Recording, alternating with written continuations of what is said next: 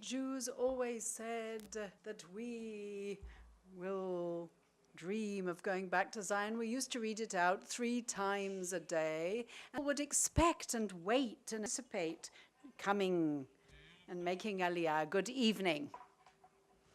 It is a privilege for me to invite Major General in Reserves, retired Meni Yitshaki, who filled many a role in the police, former head of the Investigations and Intelligence Department of the Israel Police, the Strategic Command, in order to try all by himself to save the country. That is how he sees things. He is truly prominent in his skills and his career, and it's a tremendous honor for us to host him here. And the session is going to be called Corruption, a Strategic Threat to Israel, ? And it's an honor for me to invite Major General Meni Yitshaki to the floor. Thank you for the invitation. I've been sitting here and listening and have been enjoying it up to now extremely. In the next 20 minutes, I'm going to try in brief to sort of pinpoint various issues that is far and is so deep that I need many an hour, in fact, to describe, but it's surrounding this central threat that I'm going to talk about, and that is corruption, a threat to the state of Israel. The topic came up, and the question was whether this is a strategic threat to Israel, yes or no. I think since the inception of the State of Israel, we always talk about national security, always look beyond the borders of the State of Israel and at those various systems and countries around us. We immediately try and think of that in the context of the things that are regional and international. We are used to the fact in the forefront of this discussion, we'll always look at what happened the last few days. So in other words, it's in the hands of the national security sort of echelons and officials. But history has proven to us that the survival of people depends on its internal social, economic resilience. Our social resilience, national resilience, is actually the core and pith, in my opinion, of the resilience of a state. And from my experience and info, and from various investigations over the last years and articles and many visits and the various police visits in other headquarters in other countries, I would like to talk to you. And I'm talking about, by the way, case studies, cases that have been exposed and were in the past, and deliberately I'm not going to talk about new things that are happening nowadays. I'm only talking about things that were gathered in the past, and I want you to understand that, and I'm stressing it here. This is not something that is going on now. So we're talking about components of our national resilience, which is, of course, the corruption and everything. You need a healthy society in order to fight against that, because after all, to be able to fight that, you have to do so from a healthy society. Now, let us talk about what is a healthy society, and between the lines, everyone can actually draw their own conclusions. A healthy society will be able to grapple with corruption that exists within it, but it has to retain the values of that society. Someone who refuses, it has to be a society that refuses to contain corruption within it. It must refuse. Anyone who has stood challenges will be able to grapple with corruption. Those who have stood and faced challenges, national ones and other ones, that have those actually knows how to really watch their gatekeepers and their. In other words, we have to have very strong foundations. It has to be clean, and it has to be very critical to those who are creating any rotten sort of fumes in the air. In other words, it must choose a leadership that will be responsible for all its citizens, and not a leadership that is sort of just caressing a sectorial kind of, in a sectorial kind of way, rather, in other words, favoritism and biased.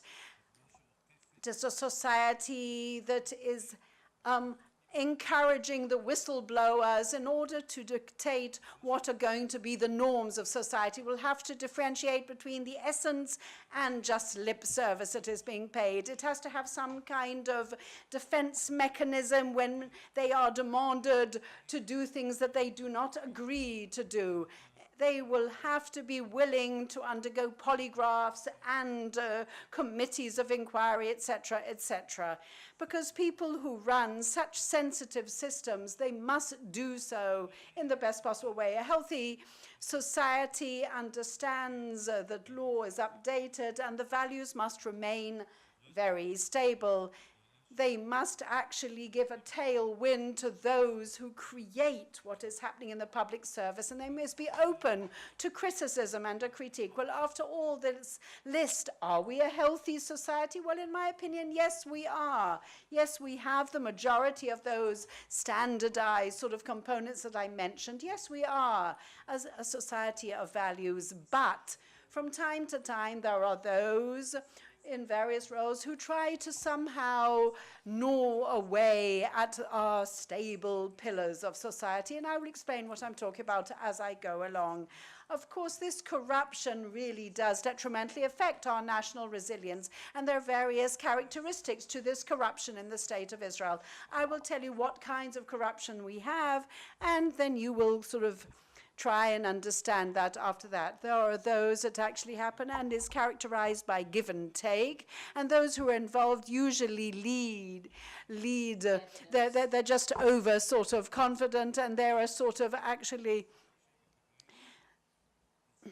And they benefit from a large dose of warmth from their associates who also benefit from their close association with the senior level official.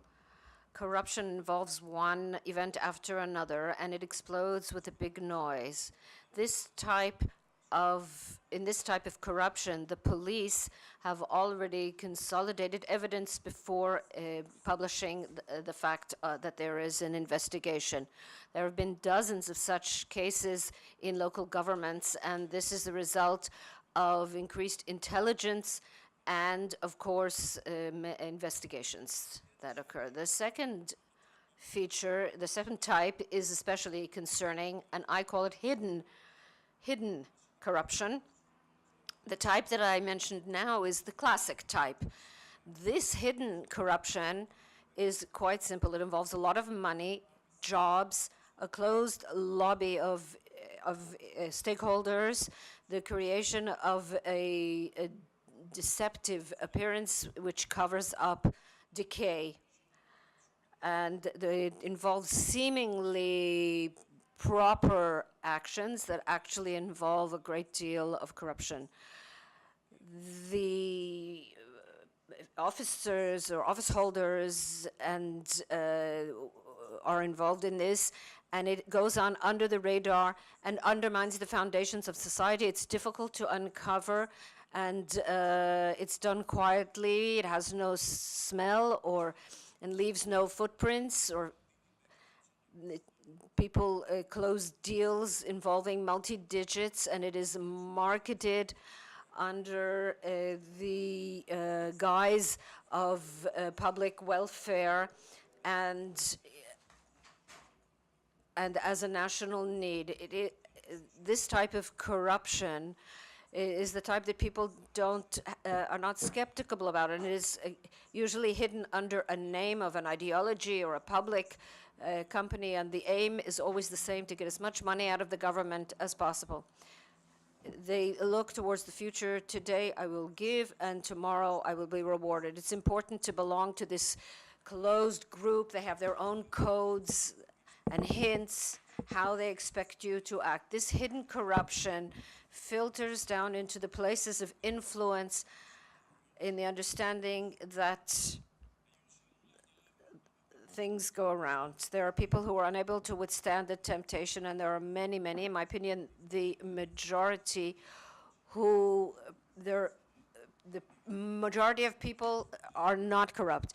And we see it on the edges Many understand that you can earn a good living and remain in the circle of values and the law. And the third type is the corruption that involves organized crime. That's when when public officials join forces with criminals, and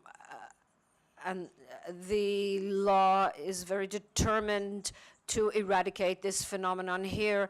I don't see any particular problem. The fourth feature, or the fourth type, is fraud, corruption and fraud. And here we see decay of morality, and the public is the victim, and mostly they never learn about it, and they only discover it sometimes by chance. We know this from the small print in contracts and so on, because this type of corruption involves very greedy people who want to show good business results, greed for respect and for achievements. They take advantage of the naivety of ordinary citizens, and this is a very difficult type of crime to prove. The criminals do this disgusting crime and cover themselves with layers of lawyers and a well-oiled machine. So I've mentioned these four types of corruption as I see them: the classic, the connection with organized crime, the hidden, and of course the fraud, as I mentioned. What drives them? What happens? What causes office holders to put a foot out of the circle and to move into that gray area that touches on the criminal, and to turn that into a way of life? When they are asked, and I tell you this because I have often asked them, so the first thing they say is, I wanted to make some money, and or feather my own nest, as it were. And sometimes they say that once they've started, they find they can't step back anymore, and sometimes it's mental immaturity. Our investigators, we find a common denominator among these corrupt people. They enter into roles and status that invites corruption. Their personal interests of their own or of the group that they belong to, they often have poor values. They benefit from government money. It's a norm to take laundered government money. They consider it laundered of values, and they say that they were just being naughty. They were just kind of like stealing horses for the tribe, as it were. And they often say, or we identify, that there's very little emotion involved when they put their hands in the public coffers. And they don't consider it theft. Taking money for ideological purposes for some is considered okay, and that's how they they keep their consciences clear. I feel omnipotent. They're arrogant until the evidence is shown to them in court, and then they go into shock and they fall silent. How do they respond when they're under investigation? They always complain about the state and about the police and about the media and the investigators and the legitimacy of the gatekeepers. And then they also show they have a short memory.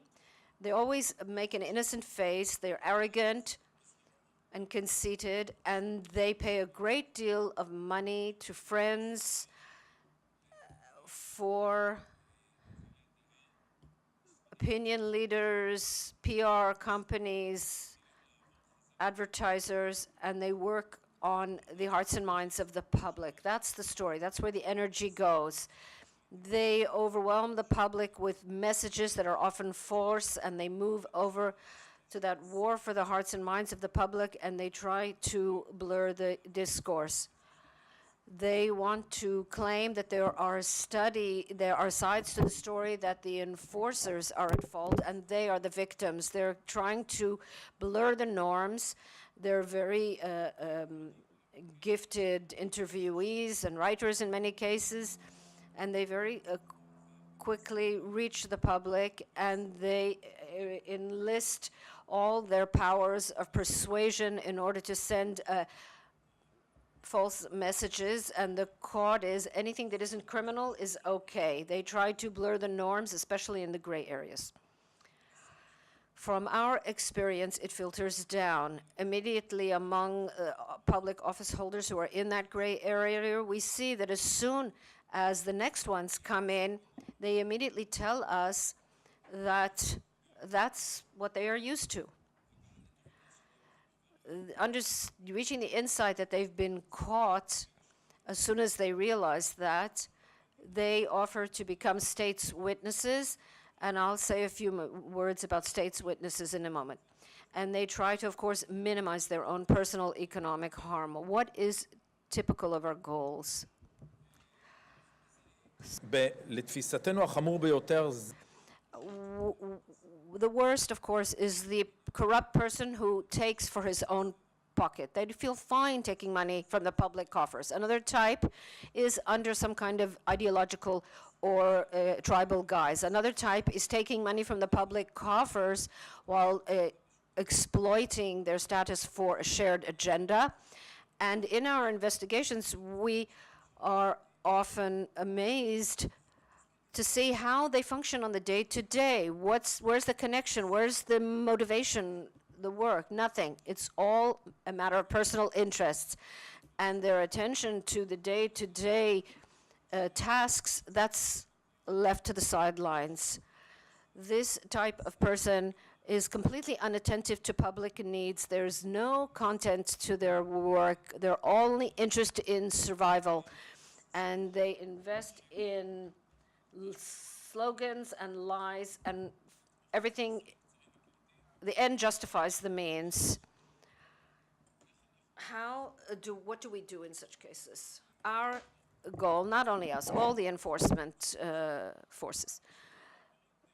I would like to say that there is a very weighty national responsibility to be careful not to dismantle initiative and creativity. There must be a certain level of deterrence, but not to touch we make every effort not to interfere with the important projects that are going on, to be careful not to become involved in conflicts and the transmission of false information. So intelligence must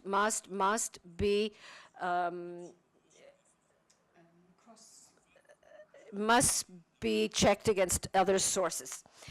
We must have high-level intelligence, and it must be clear who the victim is, and corrupt people like to have people who know how to keep their mouths shut around them.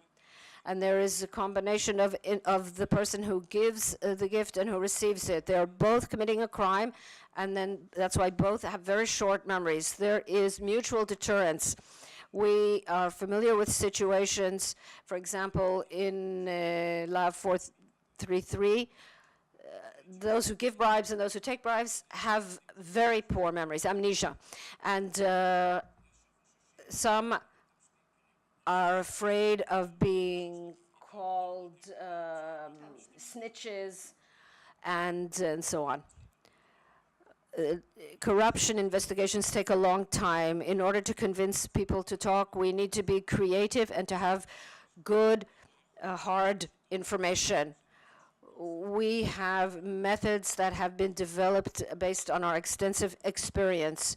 And we use state's witnesses. And I have to say that I believe in that, and I have encouraged it very much. And I would like to explain why. A state's witness is a very important means of exposing the truth. The state's witness tells the truth, tells the story. The way state witness is never the head of the snake, and I'm talking quickly because I see the clock ticking away.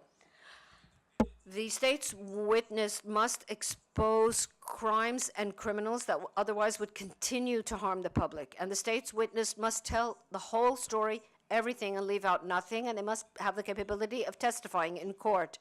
They must be able to give us information that will tell us something we don't know, to surprise us, and to verify existing intelligence, and to create a story, including an organization, hierarchy, MOs, and so on. The police get many requests from suspects to be state's witness, and we take very, very few. The state's witness is only one component in an entire system aimed at eliminating crime. We have, and the state's witnesses often make the difference in a case. Making decisions in the war on corruption requires unique characteristics.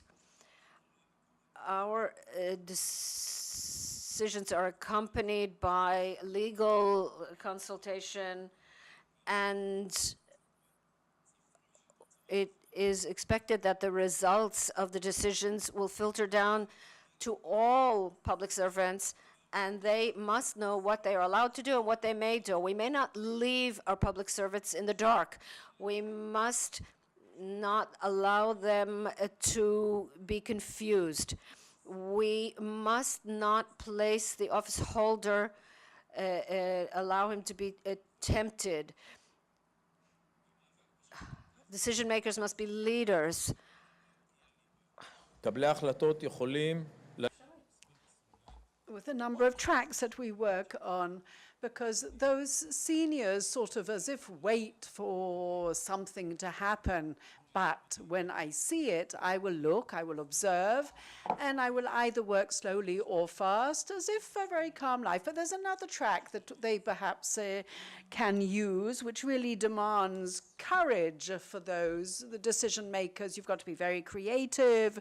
You've got to take that in the intelligence that you received and sort of start with real missions against them. Well, in other words, we have to expose it. There isn't something tangible of this sort of specific offense, and therefore it's so important to find the covert things behind the scenes, the surreptitious issues. Now, who are these gatekeepers? The gatekeepers are the last sort of fortress that we have got to break through, the sort of the moat before the castle kind of thing. In other words, when you choose these gatekeepers, you've got to see exactly who the people were that chose them, who financed them, and that is dramatic. Are those appointments really, do they have vested interests? Are they loyal to the people who appointed them?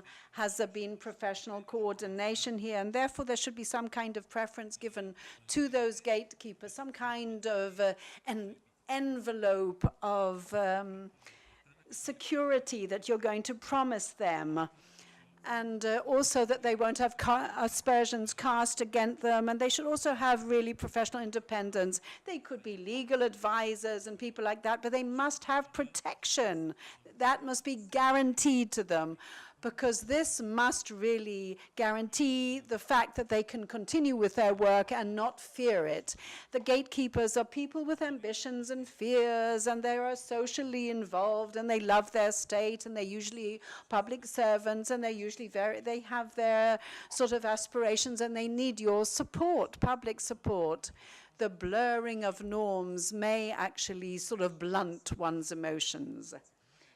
And now people want to actually put the gatekeeper to sleep and let him hibernate, or maybe even enlist him as your partner. So I have a long list of what can be done, of what we're supposed to do. I think that the main article is that there should be very active civilian and sort of civil kind of involvement. There has to be a normative discourse about this whistleblowing and other things.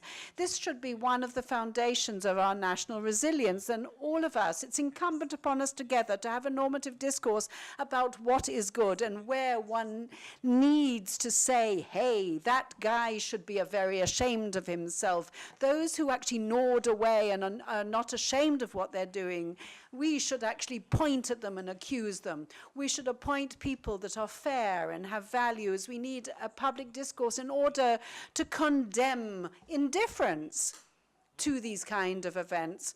or for those who want to change the norms. We should actually condemn them. I mean, we should definitely be contemptuous towards them. But in these sensitive roles, especially those that actually can sort of have the highest levels of confidence and see the most vulnerable information, we have to be very careful. The gatekeepers have to be totally disconnected from those who appointed them. We have to cut back on those sort of roles that were appointed, you know, those roles of the people close to you, and the vitamin P, as we call them. And in each of their kind of deal, then you have to be very careful when you find mediators and people who consult you on various issues, because this is definitely something that can rock the boat of our national resilience. So the question is it a threat on our national security? No, unequivocally. It does threaten it, yes, but it is a tangible threat. And it is a slow process that is gnawing away at our values, creating kind of little isolated islands.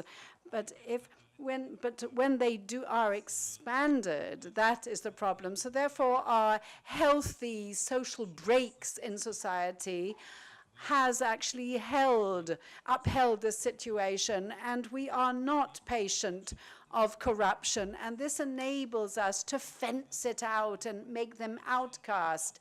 And they are actually showing leadership in the various associations and organizations, because they are showing that they shun them. So therefore, if we really go into the detail of what I showed, it may seem threatening to all of you. There are those who experienced corruption from close quarters, either as victims or because they actually saw so in media, and immediately they see this as an outcry, and they immediately start saying that, hey, our entire state is corrupt. Hey, slow down. Yes, corruption does exist in on the edges of society that actually put all the rest of society in the shadows. So we have to understand that this is a small state characterized by creativity and bravery, and we need to think things not always according to the actual protocols, but we need that kind of daring. After all, we want them to, if we compare them to other Western countries, then we want them to be slightly different, but we want them to be paragon role models, and we have to watch out for those edges. And those are somewhat deterred, and yet we have to be very careful that they are not too vulnerable. We should never let our gatekeepers hibernate, because we have to be careful where these people actually are. We have to see the sort of where that twilight zone actually exists, so that they won't gnaw away at the healthy foundations of our society. But still, this is in full control of the enforcement authorities here in Israel. That is way I see it and have been watching it for many years. They are still but a few.